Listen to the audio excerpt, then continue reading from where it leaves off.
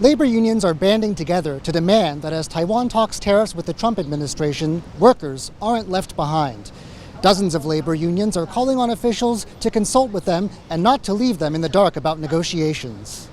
Inside the legislature, union reps have announced a fresh alliance, with around 70 groups pooling their numbers to push the government as it tries to stave off U.S. tariffs of up to 32% on Taiwanese goods.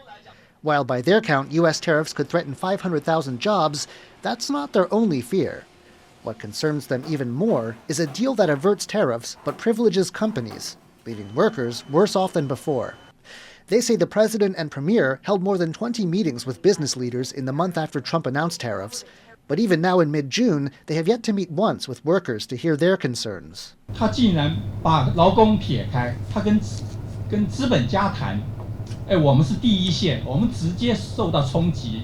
那你不找我们谈，那我们是不是要到街头冲撞、革命？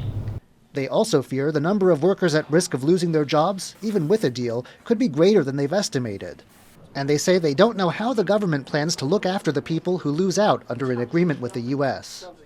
目前政府的谈判的过程，到最后7月初的一个结果，可能会有更多的产业受到冲击，有更多的劳工的就业的劳动权益受到影响。那政府到底有没有提出短中长期的一些因应策略？那这是我们所担心的。所以我们呼吁主管机关应该要积极的推动，邀集劳资政三方建立社会对话的一个机制。The Labor Ministry says it is too early to comment, and that existing labor laws will protect workers' rights. The unions, though, don't seem to agree. They say other countries like Japan have done much more to ensure their workers' welfare as they hold tariff talks of their own with Trump's government. The labor unions represented here say their alliance is not a publicity stunt.